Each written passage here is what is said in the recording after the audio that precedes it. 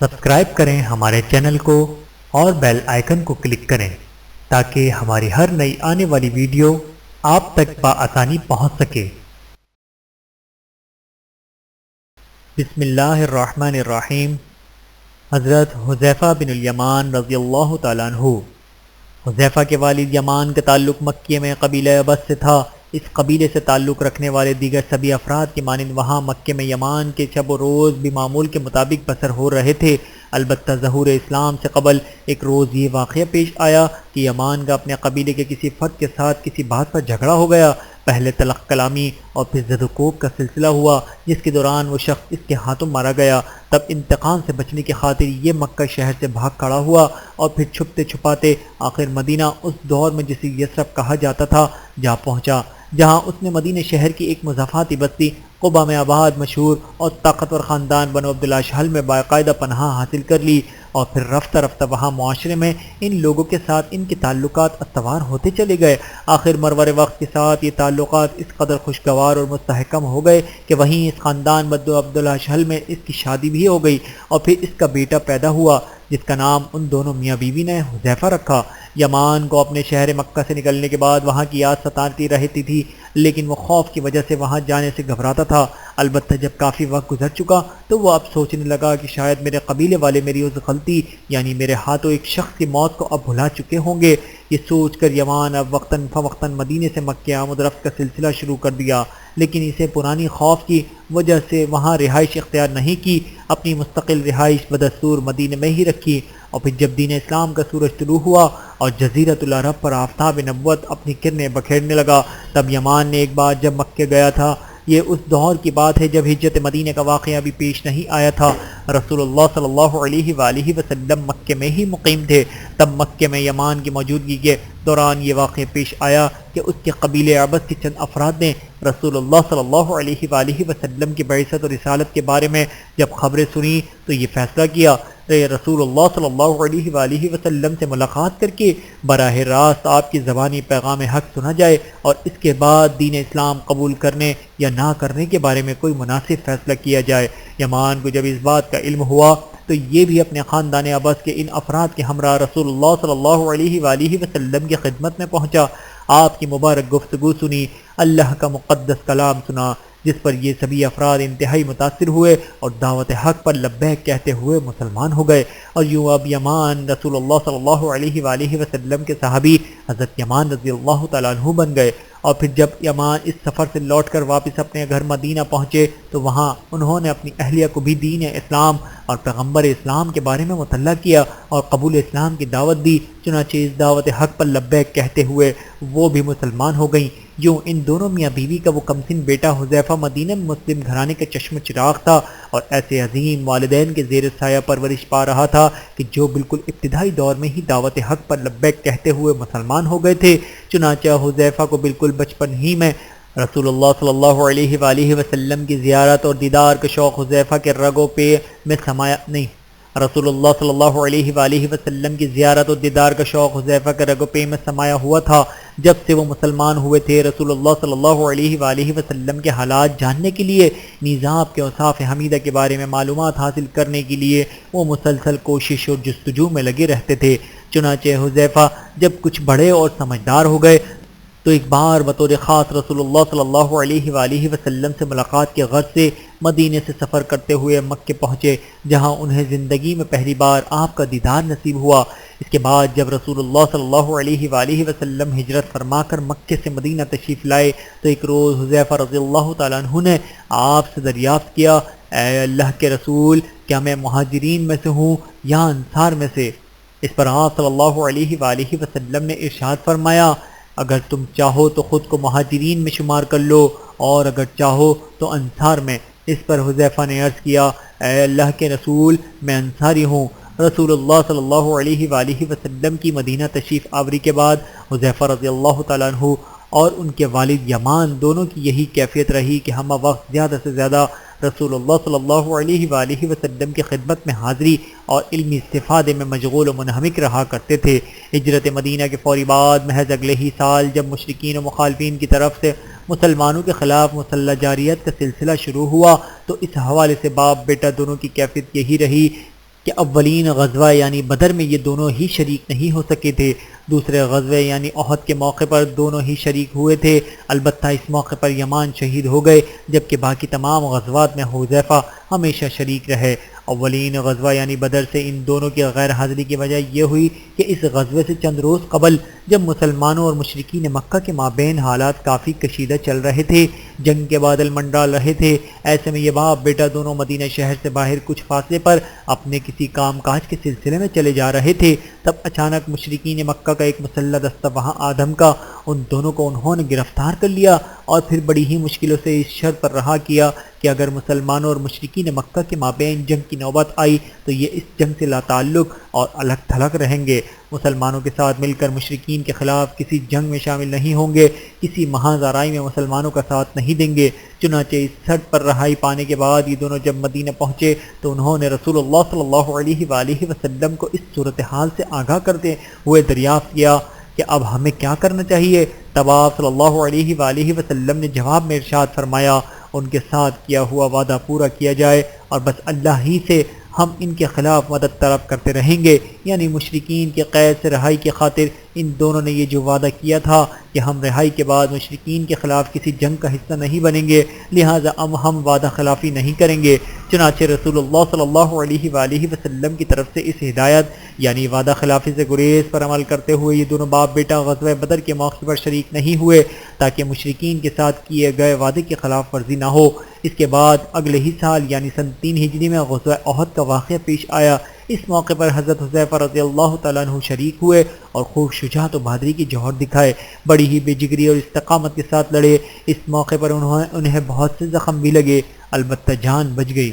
جبکہ حذیفہ کے والد یمان رضی اللہ تعالیٰ عنہ اس موقع پر شہید ہو گئے، لیکن ان کے ساتھ افسوسناک واقعہ یہ پیش آیا کہ ان کی شہادت مشرکین کے مکہ کے ہاتھوں نہیں ہوئی، بلکہ ایک غلط فہمی کے نتیجے میں وہ خود مسلمانوں ہی کی تلواروں کی زد میں آ گئے اور جہاں پر نہیں ہو سکے۔ وہ یہ کہ غزوہ احد کے آغاز سے کچھ قبل رسول اللہ صلی اللہ علیہ وآلہ وسلم نے تمام عورتوں اور بچوں کو دشمن سے حفاظت کی خاطر ایک محفوظ مقام پر جمع ہونے کی تاکید فرمائی تھی، اور پھر آپ نے یمان نیز ایک اور شخص ثابت بن وقش رضی اللہ تعالیٰ عنہم کے بڑھاپے اور کمزوری کو دیکھتے ہوئے ان دونوں کو یہ تاکید فرمائی تھی کہ تم دونوں میدان جنگ میں دشمن کے خلاف باقاعدہ لڑنے کے بجائے بس اسی مقام پر ان عورتوں اور بچوں کی حفاظت کرنا۔ چنانچہ یہ دونوں اسی مقام پر موجود تھے، لیکن جب مارکا شروع ہوا اور پھر رفتہ رفتہ دونوں طرف سے جنگ میں خوب شدت آنے لگی، تب یمان رضی اللہ تعالیٰ عنہ سے صبر نہیں ہو سکا اور اپنے ساتھی کو مخاطب کرتے ہوئے یوں کہنے لگے، ہمیں کس چیز کا انتظار ہے؟ کیوں نہ ہم اپنی اپنی تلواریں اٹھائیں اور رسول اللہ صلی اللہ علیہ وآلہ وسلم سے جا ملیں، شاید اللہ ہمیں بھی شہادت کا درجہ نصیب فرما دے۔ اور پھر دونوں نے اپنی تلواریں اٹھائیں اور میدان جنگ کی طرف چل دیے، اور پھر وہاں پہنچنے کے بعد جنگ میں کود پڑے۔ اس موقع پر یمان کے ساتھی ثابت رضی اللہ تعالیٰ عنہ کو مشرکین مکہ کے ہاتھوں شہادت نصیب ہوئی، لیکن یمان کو وہاں موجود مسلمان پہچان نہیں سکے، یوں یمان غلطی سے ان کی تلواروں کا نشانہ بن گئے۔ یمان خود چونکہ کافی عمر رسیدہ تھے اس لیے نیچے گر گئے اور کچھ بول بھی نہیں سکے، جبکہ حذیفہ رضی اللہ تعالیٰ عنہ وہاں سے کچھ دور تھے۔ البتہ یہ کہ اتفاقاً انہوں نے یہ منظر دیکھ لیا، تب وہ دوڑے ہوئے وہاں پہنچے اور مسلسل با آواز بلند پکارتے رہے، ابھی ابھی، یعنی یہ تو میرے والد ہیں۔ لیکن اس وقت تک بہت دیر ہو چکی تھی، مزید یہ کہ اس افراتفری میں کان پڑی آواز سنائی نہ دیتی تھی، کسی کو کچھ سجھائی نہیں دے رہا تھا۔ آخر ان سب کی نگاہوں کے سامنے عمر رسید یمان نے آخری ہچکی لی اور اپنے اللہ سے جا ملے۔ سبھی لوگ بس دیکھتے اور افسوس کرتے رہ گئے۔ حذیفہ نے ان لوگوں کی جانب متوجہ ہوتے ہوئے بس اتنا کہا، اللہ تمہیں معاف فرمائے، یقیناً وہ تو تمام رحم کرنے والوں سے بڑھ کر رحم کرنے والا ہے۔ رسول اللہ صلی اللہ علیہ وآلہ وسلم کو جب اس انتہائی افسوسناک غلطی کے بارے میں اطلاع ہوئی تو آپ نے بیت المال سے حضرت حذیفہ رضی اللہ تعالیٰ عنہ کو اس قتل خطا کی دیت ادا کرنا چاہی، لیکن انہوں نے نہایت ہی ادب کے ساتھ یہ کہتے ہوئے دیت قبول کرنے سے معذرت کر لی کہ اے اللہ کے رسول، میرے والد اللہ کی راہ میں شہادت کے آرزو مند تھے، ان کی یہ آرزو پوری ہو گئی، لہذا اب دیت کی کوئی ضرورت نہیں۔ اور پھر مزید یوں بھی کہا، اے اللہ تو گواہ رہنا کہ میں نے اپنے والد کی دیت مسلمانوں پر صدقہ کر دی ہے، یعنی بیت المال سے یہ رقم مستحق اور نادار مسلمانوں کی فلاح و بہبود میں ہی خرچ ہوگی، لہٰذا یہ رقم حضرت حذیفہ کی طرف سے صدقہ ہو گئی۔ رسول اللہ صلی اللہ علیہ وآلہ وسلم تو پہلے ہی حضرت حذیفہ رضی اللہ تعالیٰ عنہ پر بہت زیادہ شفقت و عنایت فرمایا کرتے تھے۔ اب ان کے اس فیصلے پر اس عدم انداز فکر کی وجہ سے آپ کے نزدیک ان کی قدر و منزلت مزید بڑھ گئی۔ غزوہ خندق کے موقع پر منافقین پر نگاہ رکھنے کے علاوہ بھی رسول اللہ صلی اللہ علیہ وآلہ وسلم مزید بہت سے نازک معاملات میں دین اسلام اور مسلمانوں کی بہتری اور سلامتی کی خاطر حضرت حذیفہ بن الیمان رضی اللہ تعالیٰ عنہ کی اسی فطری ذہانت و فضانت سے خوب کام لیتے رہے۔ بالخصوص حذیفہ کا یہ کمال غزوہ خندق کے تاریخی اور نازک ترین موقع پر اپنے عروج کو جا پہنچا تھا، جب مسلمان چاروں طرف دشمنوں کے نرغے میں پھنسے ہوئے تھے۔ محاصرہ بہت طول پکڑ چکا تھا، آزمائش اپنی انتہا کو پہنچ گئی تھی، محنت و مشقت اور تنگ تودے پورے عروج پر تھی۔ پریشانی اور خوف کی شدت کی وجہ سے آنکھیں پتھرا رہی تھیں اور کلیجے منہ کو آنے لگے تھے، حتیٰ کہ کچھ لوگوں کے ایمان بھی ڈگمگانے لگے تھے۔ اس موقع پر جو ظاہری پریشانیاں تھیں، مثلا طویل محاصرے کے نتیجے میں اشیاء خورد و نوش کی شدید قلت، ان ظاہری پریشانیوں کے علاوہ مزید کے خوف، پریشانی، وسوسے، اندیشے، الجھن، کشمکش، یہ تمام نفسیاتی مشکلات بھی اپنے عروج پر تھیں۔ کسی بھی جنگ کے موقع پر کامیابی کے لیے سامان حرب و ضرب کے ساتھ ساتھ مزید دو چیزوں کی بڑی اہمیت ہوا کرتی ہے، ایک تو نفسیاتی طور پر مضبوطی، جبکہ دوسری چیز دشمن کے عزائم سے مکمل آگاہی یا باللفاظ دیگر سراغ رسانی، یعنی دشمن کے حالات، دشمن کی نقل و حرکت، دشمن کے منصوبے اور ارادے، جنگی چالیں، تدبیریں، ان تمام معاملات کے بارے میں مکمل اور درست معلومات کا مہیا ہونا۔ چنانچہ غزوہ خندق کے اس نازک ترین موقع پر رسول اللہ صلی اللہ علیہ وآلہ وسلم نے حضرت حذیفہ بن الیمان رضی اللہ تعالیٰ عنہ کی فطری مہارت اور خودداد صلاحیت سے فائدہ اٹھانے کا ارادہ فرماتے ہوئے انہیں رات کی تاریکی میں دشمن کے لشکر میں اندر دور تک جہاں ان کے بڑے سرکردہ سپہ سالاروں کے خیمے نصب تھے وہاں بھیجنے کا فیصلہ فرمایا، تاکہ ان کی لائی ہوئی اطلاعات کی روشنی میں آئندہ کا لائے عمل ترتیب دیا جا سکے۔ چنانچہ سرفروشی کی یہ داستان سناتے ہوئے حضرت حذیفہ بن الیمان رضی اللہ تعالیٰ عنہ فرماتے ہیں، اس رات ہم خندق کے قریب سب بستہ کھڑے تھے، ہمارے سامنے کچھ فاصلے پر مشرکین مکہ کا لشکر خوب کیل کانٹے سے لیس پوری آب و تاب کے ساتھ موجود تھا، جبکہ دوسری جانب کچھ فاصلے پر یہود مدینہ سے تعلق رکھنے والے قبیلہ بنو قریظہ کے مسلح دستے خیمہ زن تھے، جن کی طرف سے ہمیں اپنی عورتوں اور بچوں کے بارے میں شدید خطرہ لاحق تھا، یعنی یہ یہود مدینہ شاید سامنے آ کر باقاعدہ جنگ تو نہیں لڑیں گے، لیکن مشرکین مکہ کی طرف سے حملے کی صورت میں افراتفری اور محض آرائی سے فائدہ اٹھاتے ہوئے یہ ہماری عورتوں اور بچوں کو نقصان پہنچائیں گے، کیونکہ یہ یہودی تو مدینے کے اندر ہی تھے۔ خندق کے اس پار وہ رات جس قدر سیاہ اور بھیانک تھی اور جس طرح خوفناک آندھی چل رہی تھی، تیز ہوا کے جھکڑ چل رہے تھے، جیسے خوفناک بجلی کڑک رہی ہو، ایسا ہولناک منظر ہم نے اس سے پہلے کبھی نہیں دیکھا تھا۔ تاریکی کا یہ حال تھا کہ خود اپنا ہاتھ تک سجھائی نہ دیتا تھا۔ اس پر مستزاد یہ کہ اچانک منافقین نے رسول اللہ صلی اللہ علیہ وآلہ وسلم کے سامنے بہانت سازی شروع کر دی کہ ہمارے گھر اور ہمارے بچے غیر محفوظ ہیں، لہذا ہمیں گھر جانے کی اجازت دے دیجیے۔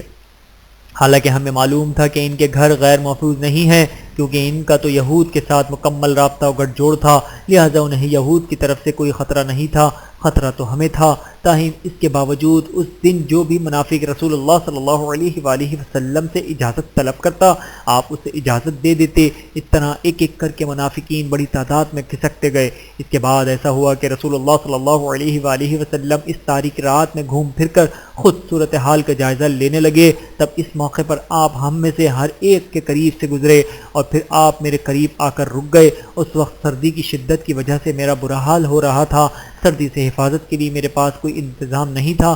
بس گھر سے روانہ ہوتے وقت میں اپنی بیوی سے اس کی چادر مانگ لایا تھا، بس وہی میں نے اوڑھ رکھی تھی، جو کہ کافی چھوٹی تھی اور میرے گھٹنوں تک بھی نہیں پہنچ رہی تھی۔ دوسری بات یہ کہ مجھے بھوک نے بہت ہی بدحال کر رکھا تھا، لہٰذا میں بھوک کی شدت کی وجہ سے نیز سردی سے بچنے کی خاطر نیچے کی جانب جھکا ہوا تھا، سیدھا کھڑا ہونے کی ہمت بھی نہیں ہو رہی تھی۔ اسی دوران رسول اللہ صلی اللہ علیہ وآلہ وسلم میرے بہت قریب آ گئے اور سرگوشی کے انداز میں مجھ سے دریافت فرمایا، یہ کون ہے؟ میں نے عرض کیا، حذیفہ۔ اس پر آپ صلی اللہ علیہ وآلہ وسلم نے دوبارہ وضاحت چاہی۔ میں نے پھر عرض کیا کہ میں حذیفہ ہوں۔ اے اللہ کے رسول، حکم فرمائیے۔ تب آپ صلی اللہ علیہ وآلہ وسلم نے فرمایا، دشمن کے کیمپ میں کچھ ہونے والا ہے، لہٰذا تم چپکے سے وہاں جاؤ اور مجھے وہاں کی صورتحال سے مطلع کرو۔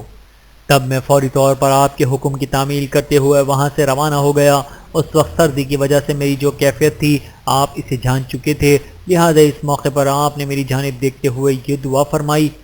اے اللہ، تو اس کی حفاظت فرما، سامنے سے بھی اور پیچھے سے بھی، دائیں سے بھی اور بائیں سے بھی، اوپر سے بھی اور نیچے سے بھی۔ رسول اللہ صلی اللہ علیہ وآلہ وسلم کا میرے لیے یہ دعا فرمانا تھا کہ بس فوراً ہی مجھے یوں محسوس ہوا کہ اللہ نے میرے دل سے خوف دور کر دیا، نیز سردی کی شدت بھی جاتی رہی۔ میں ابھی چلا ہی تھا کہ آپ صلی اللہ علیہ وآلہ وسلم نے مجھے دوبارہ آواز دی اور فرمایا: اے حذیفہ، واپسی پر تم سیدھے میرے پاس ہی آنا، کسی اور کو کچھ نہ بتانا۔ میں نے عرض کیا: آپ کا حکم سر آنکھوں پر اے اللہ کے رسول۔ اس کے بعد میں سخت تاریکی میں پھونک پھونک کر قدم رکھتا ہوا دشمن کے کیمپ کی جانب روانہ ہو گیا۔ اسی کیفیت میں اپنی جان ہتھیلی پر لیے ہوئے میں مسلسل چلتا رہا، حتیٰ کہ دشمن کے کیمپ میں جا پہنچا، اور اب گویا میں انہی کا ایک فرد تھا۔ وہاں مسلسل گھومتے پھرتے آخر میں ایک ایسی جگہ جا پہنچا جہاں ان کے بڑے سردار قسم کے لوگ خیمہ زن تھے۔ کچھ دیر گزرنے کے بعد میں نے دیکھا کہ ان کے سپہ سالار ابو سفیان، جو اس وقت تک مسلمان نہیں ہوئے تھے،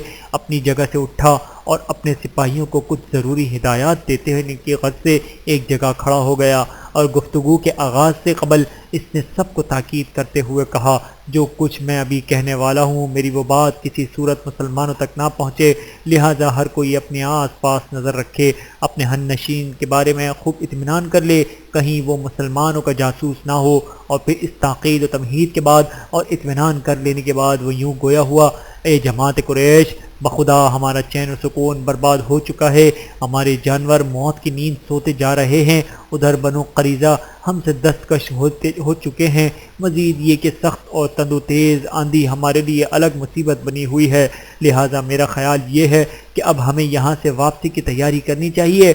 اور پھر فوراً ہی اس نے کہا: میں تو بس چلا۔ یہ الفاظ کہتے ہوئے اپنے اونٹ کی رسی کھولی اور اس پر سوار ہو کر اسے ایڑ لگائی، جس پر اس کا اونٹ فوراً ہی اچھل کر کھڑا ہوا۔ تب وہاں افراتفری مچ گئی، ہر کوئی وہاں سے فرار کے لیے بے چین نظر آنے لگا۔ حضرت حذیفہ بن الیمان رضی اللہ تعالیٰ عنہ مزید فرماتے ہیں: جب میں نے ابو سفیان کو وہاں سے اس طرح روانہ ہوتے دیکھا تو اللہ کی قسم، اگر مجھے رسول اللہ صلی اللہ علیہ وآلہ وسلم کی طرف سے رازداری برتنے کی تاکید کا لحاظ نہ ہوتا تو میں اس وقت ابو سفیان کو بسہولت اپنے تیر کا نشانہ بناتا اور اسے زندہ نکلنے نہ دیتا۔ اس کے بعد حضرت حذیفہ بن الیمان رضی اللہ تعالیٰ عنہ فرماتے ہیں: میں اسی طرح بچتا بچاتا واپس چلا آیا، رسول اللہ صلی اللہ علیہ وآلہ وسلم کی خدمت میں حاضر ہوا۔ اس وقت آپ کھڑے ہوئے نماز پڑھ رہے تھے۔ آپ نے سردی سے حفاظت کے لیے ایک چادر اوڑھ رکھی تھی۔ جب آپ نے نماز مکمل کی تو میری طرف متوجہ ہوئے، مجھے اپنے قریب بٹھایا اور از راہ شفقت اپنی اس چادر کا ایک پلو مجھے اڑا دیا اور پھر صورتحال دریافت فرمائی۔ میں نے تمام ماجرا کہہ سنایا۔ اس پر آپ کی مسرت کی انتہا نہ رہی اور آپ صلی اللہ علیہ وآلہ وسلم نے اللہ کا شکر ادا کیا۔ بحوالہ صحیح مسلم، حضرت حذیفہ بن الیمان رضی اللہ تعالیٰ عنہ کی طرف سے رسول اللہ صلی اللہ علیہ وآلہ وسلم کے لیے یہ والہانہ عقیدت و محبت، مشکل ترین حالات میں بھی اطاعت و فرما برداری اور وفا و شعاری کا یہ بے مثال جذبہ، اسی طرح رسول اللہ صلی اللہ علیہ وآلہ وسلم کی طرف سے حذیفہ رضی اللہ تعالیٰ عنہ کے لیے شفقت و عنایت و لطف و کرم کا یہ سلسلہ اسی طرح جاری رہا، حتیٰ کہ آپ صلی اللہ علیہ وآلہ وسلم کا مبارک دور گزر گیا۔ آپ صلی اللہ علیہ وآلہ وسلم ہمیشہ تادم آخری ان سے انتہائی مسرور و مطمئن رہے، بالخصوص منافقین کی طرف سے ہمہ وقت جو اندیشہ لاحق رہتا تھا۔ اس سلسلے میں سراغ رسانی کے حوالے سے حضرت حذیفہ رضی اللہ تعالیٰ عنہ کی جو گراں قدر خدمات تھیں، آپ بطور خاص اس حوالے سے بہت زیادہ مطمئن رہے اور ان خدمات کو ہمیشہ سراہتے رہے۔ حضرت حذیفہ بن الیمان رضی اللہ تعالیٰ عنہ عہد نبوی کے بعد رسول اللہ صلی اللہ علیہ وآلہ وسلم کے مبارک دور میں حضرت حذیفہ بن الیمان رضی اللہ تعالیٰ عنہ کو اس معاشرے میں جو قدر و منزلت حاصل تھی، آپ کا مبارک دور گزر جانے کے بعد خلفائے راشدین کی دور میں بھی انہیں وہی حیثیت اور قدر و منزلت حاصل رہی۔ بالخصوص منافقین کے خفیہ سرگرمیوں پر نگاہ رکھنے کے معاملے میں اب بھی ان کی خدمات پر بڑی حد تک انحصار کیا جاتا رہا۔ اس سلسلے میں خلیفہ دوم حضرت عمر رضی اللہ تعالیٰ عنہ کی یہ کیفیت تھی کہ اس معاشرے میں جب کسی کا انتقال ہو جاتا اور جنازہ تیار ہوتا تو وہ اس موقع پر کسی کو کہتے کہ جاؤ دیکھ کر آؤ حذیفہ موجود ہیں یا نہیں۔ چنانچہ اگر حضرت حذیفہ رضی اللہ تعالیٰ عنہ موجود ہوتے تو حضرت عمر رضی اللہ تعالیٰ عنہ مطمئن ہو جاتے اور آ کر اس کی نماز جنازہ پڑھاتے، اور اگر یہ موجود نہ ہوتے تو حضرت عمر رضی اللہ تعالیٰ عنہ اس فوت شدہ شخص کے بارے میں کچھ شک کرنے لگتے اور خود اس کی نماز پڑھانے یا اس میں شرکت کرنے کے بجائے دوسروں کو پیغام بھجوا دیتے کہ اس کی نماز جنازہ پڑھ لو۔ ایک بار حضرت عمر رضی اللہ تعالیٰ عنہ نے اپنے زمانہ خلافت کے دوران اپنے والیان ریاست یعنی اپنی طرف سے مقرر کردہ علاقوں کے حکمرانوں کے بارے میں حضرت حذیفہ سے دریافت فرمایا کیا ان میں سے کوئی منافق ہے؟ اس پر حضرت حذیفہ رضی اللہ تعالیٰ عنہ نے جواب دیا جی ایک ہے۔ تب حضرت عمر رضی اللہ تعالیٰ عنہ نے فرمایا مجھے بتائیے کہ کون ہے؟ اس پر حضرت حذیفہ نے معذرت کی، شاید کسی وجہ سے انہوں نے اس ایک منافق شخص کے بارے میں کچھ بتانا مناسب نہیں سمجھا ہوگا، لہذا فقط اشارے پر ہی اکتفا کیا تاکہ حضرت عمر خود تحقیق کر لیں۔ حضرت حذیفہ رضی اللہ تعالیٰ عنہ فرماتے ہیں معلوم ہوتا ہے کہ اس بارے میں یا تو حضرت عمر نے خود کچھ تحقیق کی یا من جانب اللہ ان کی رہنمائی کی گئی، کیونکہ ہماری اس گفتگو کے بعد محض چند روز ہی گزرے تھے کہ حضرت عمر رضی اللہ تعالیٰ عنہ نے اپنے اسی والی فرمانبردار گورنر کو اس کے عہدے سے معزول کر دیا۔ اسلامی فتوحات اور حضرت حذیفہ بن الیمان رضی اللہ تعالیٰ عنہ رسول اللہ صلی اللہ علیہ وآلہ وسلم کے مبارک دور میں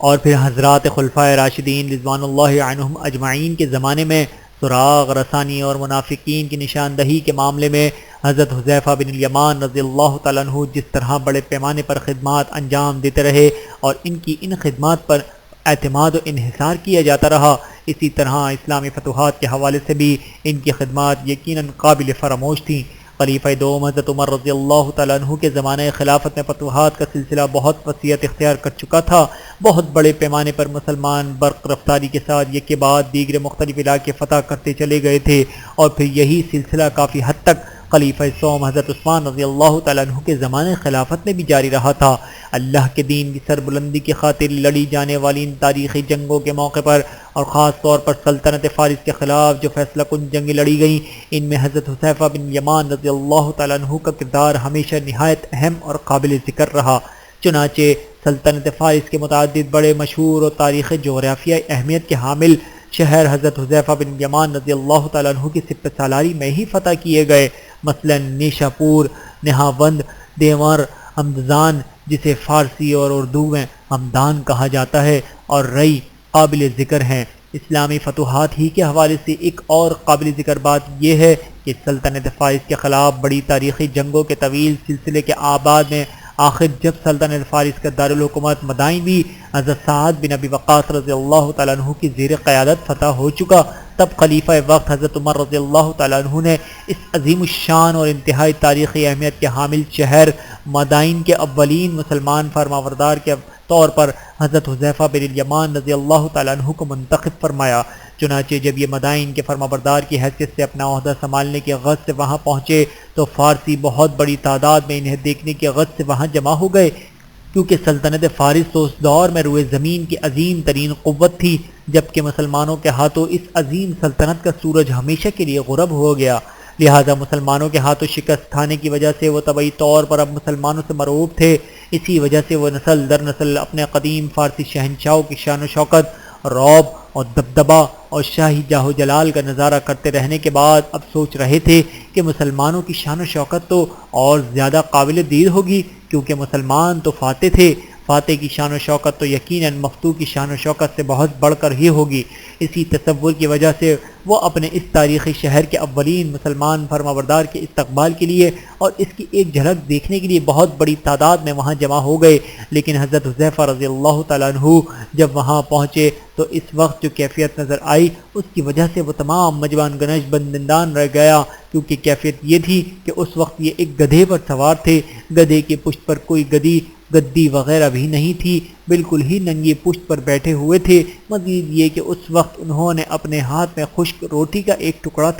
تھاما ہوا تھا جسے چباتے ہوئے چلے آ رہے تھے۔ خلیفہ دوم حضرت عمر رضی اللہ تعالیٰ عنہ کے زمانے خلافت میں سلطنت فارس کی دارالحکومت مدائن کی فتح پر حضرت عمر رضی اللہ تعالیٰ عنہ نے اس محاذ پر برسر پکار سپر سالار اعلیٰ حضرت سعد بن ابی وقاص رضی اللہ تعالیٰ عنہ کو یہ پیغام بھیجا کہ شہر مدائن کو اپنی آئندہ کی سیاسی اور عسکری سرگرمیوں کے لیے مستقل مرکز نہ بنایا جائے، بلکہ اس مقصد کے لیے کسی مناسب مقام پر ایک نیا شہر آباد کیا جائے۔ چنانچہ اس ہدایت پر عمل کرتے ہوئے نئے شہر بسانے کی غرض سے مناسب جگہ کے انتخاب کی خاطر حضرت سعد بن ابی وقاص رضی اللہ تعالیٰ عنہ نے چند افراد پر مشتمل ایک ٹیم تشکیل دی، جس کا سربراہ حضرت حذیفہ بن الیمان رضی اللہ تعالیٰ عنہ کو مقرر کیا۔ چنانچہ یہ اپنی اس ٹیم کے ہمراہ کئی روز تک گھوم پھر کر مختلف مقامات کا جائزہ لیتے رہے۔ آخر انہوں نے اس مقصد کے لیے تمام ضروری پہلوؤں کو مد نظر رکھتے ہوئے ایک جگہ پسند کی اور حضرت سعد بن ابی وقاص رضی اللہ تعالیٰ عنہ کو اپنی اس پسند سے آماگاہ کیا، جس پر انہوں نے خلیفہ وقت حضرت عمر رضی اللہ تعالیٰ عنہ کی طرف سے منظوری ملنے پر اس مقام پر نیا شہر آباد کیا، جو کہ کوفہ کے نام سے معروف ہو گیا۔ دیکھتے ہی دیکھتے یہ شہر کوفہ دینی، علمی، ثقافتی، سیاسی اور عسکری غرض یہ کہ ہر لحاظ سے تاریخی اہمیت اختیار کر گیا، حتیٰ کہ خلیفہ چہارم حضرت علی بن ابی طالب رضی اللہ تعالیٰ عنہ سمیت بہت بڑی تعداد میں حضرات صحابہ کرام رضوان اللہ علیہم اجمعین یہیں کوفے میں ہی مستقل آباد ہو گئے تھے۔ آخری ایام اور وفات حضرت حذیفہ بن الیمان رضی اللہ تعالیٰ عنہ رسول اللہ صلی اللہ علیہ وآلہ وسلم کی حیات طیبہ کے دوران مسلسل قابل قدر خدمات انجام دیتے رہے، اور پھر آپ صلی اللہ علیہ وآلہ وسلم کا مبارک دور گزر جانے کے بعد حضرات خلفائے راشدین رضوان اللہ علیہم اجمعین کے دور میں بھی ان کی طرف سے ناقابل فراموش خدمات کا یہ طویل سلسلہ جاری رہا، جس کی وجہ سے انہیں ہمیشہ انتہائی عزت و احترام کی نگاہ سے دیکھا جاتا رہا۔ لیکن اس کے باوجود ان کی کیفیت یہ تھی کہ مزاج پر ہمیشہ رقت طاری رہتی تھی، خشینت الہی اور فکر آخرت کا غلبہ رہتا تھا۔ ہر وقت یہی فکر دامن گیر رہا کرتی تھی کہ اللہ کی طرف سے کوئی مواخذہ نہ ہو جائے۔ اسی فکر اور خوف کی وجہ سے لرزہ و ترسہ رہا کرتے تھے۔ تادم زیست بھی یہی کیفیت طاری رہی، بالخصوص آخری ایام میں یہ کیفیت مزید شدت اختیار کر گئی۔ آخری عمر میں انہوں نے شہر کوفہ میں مستقل رہائش اختیار کر لی تھی، جہاں رفتہ رفتہ ضعیف اور بڑھاپے کی وجہ سے ان کی طبیعت ناساز رہنے لگی تھی۔ آخر ایک بار رات کے آخری پہر طلوع فجر سے کچھ قبل ان کی طبیعت زیادہ ناساز ہو گئی۔ تب ان کے پڑوسی بڑی تعداد میں ان کی خبر گیری کے لیے وہاں پہنچنے لگے، جن میں متعدد صحابہ کرام رضوان اللہ علیہم اجمعین بھی شامل تھے، جو انہی کی طرح مستقل طور پر کوفہ میں آباد ہو گئے تھے۔ حضرت حذیفہ بن الیمان رضی اللہ تعالیٰ عنہ نے اپنے ان تیمارداروں کی طرف متوجہ ہوتے ہوئے دریافت فرمایا، یہ کون سا وقت چل رہا ہے؟ جواب دیا گیا، صبح طلوع ہونے والی ہی ہے۔ یہ سن کر فرمایا، میں اللہ کی پناہ طلب کرتا ہوں ایسی صبح سے جو مجھے جہنم کے آگ تک پہنچانے کا سبب بن جائے۔ اور پھر وصیت کرتے ہوئے فرمایا، میرے کفن کے لیے کسی قیمتی کپڑے کا انتظام نہ کرنا، کیونکہ اگر اللہ کے پاس میرے لیے خیر و خوبی ہوئی تو مجھے وہاں بہت بہتر نصیب ہو جائے گا، اور اگر وہاں میرے لیے خیر و خوبی کی بجائے کچھ اور معاملہ ہوا تو یہ قیمتی کفن میرے کسی کام نہیں آ سکے گا۔ یوں بالکل آخری وقت میں بھی یہی پیغام دے گئے کہ دنیاوی مال و متاع سب عارضی و فانی ہے، جبکہ آخرت کی راحت و کامیابی دائمی و ابدی ہے، وہاں کی نعمتیں لازوال ہیں، لہٰذا آخرت کی کامیابی کی فکر زیادہ ہونی چاہیے۔ دنیا میں اگر کسی کو بڑے قیمتی اور نفیس قسم کے کفن میں لپیٹ کر سفر آخرت پر روانہ کیا گیا ہو، لیکن وہاں اس کے لیے راحت کی بجائے کچھ اور معاملہ ہو، تو یہ قیمتی کفن کس کام آ سکے گا؟ جبکہ اگر انسان کا عمل درست ہو اور اس کی آخرت اچھی ہو تو پھر مہنگے اور نفیس کفن کی کوئی ضرورت ہی نہیں۔ اور پھر اس نصیحت کے فوری بعد ہی ان کا انتقال ہو گیا۔ سن 36 ہجری کے بالکل ہی ابتدائی ایام چل رہے تھے، اسی دن یہ خبر کوفے پہنچی تھی کہ مدینہ میں خلیفہ سوم حضرت عثمان بن عفان رضی اللہ تعالیٰ عنہ کی شہادت، جو کہ 18 ذی الحجہ بروز جمعہ سن 35 ہجری کو ہوئی تھی، کے بعد اب خلیفہ چہارم کی حیثیت سے حضرت علی بن ابی طالب رضی اللہ تعالیٰ عنہ نے منصب خلافت سنبھال لیا تھا۔ یہ خبر جس روز کوفے پہنچی تھی، اسی روز وہاں کوفے میں ان کا انتقال ہوا تھا۔ یوں رسول اللہ صلی اللہ علیہ وآلہ وسلم کی یہ جلیل القدر صحابی حضرت حذیفہ بن الیمان رضی اللہ تعالیٰ عنہ اس دنیا فانی سے کوچ کرتے ہوئے اپنے اللہ سے جا ملے۔ اللہ تعالیٰ جنت الفردوس میں ان کے درجات بلند فرمائے، نیز ہمیں وہاں اپنے حبیب صلی اللہ علیہ وآلہ وسلم اور تمام صحابہ کرام رضوان اللہ علیہم اجمعین کی صحبت و معیت کی شرف سے سرفراز فرمائے، آمین ثم آمین۔ ربنا تقبل منا انك انت السميع العليم وتب علينا انك انت التواب الرحيم وآخر دعوانا ان الحمد للہ رب العالمین۔ ویڈیو دیکھنے کا بہت شکریہ۔ مزید ویڈیوز دیکھنے کے لیے ہمارے چینل کو سبسکرائب کریں۔ اگر ویڈیو پسند آئے تو لائک کریں۔ اچھی بات کو دوسروں تک پہنچانا صدقہ جاریہ ہے۔ جزاکم اللہ خیرا کثیرا۔ اپنا اور اپنے پیاروں کا بہت زیادہ خیال رکھیے گا اور مجھے دعاؤں میں یاد رکھیے گا۔ Take care. اللہ حافظ۔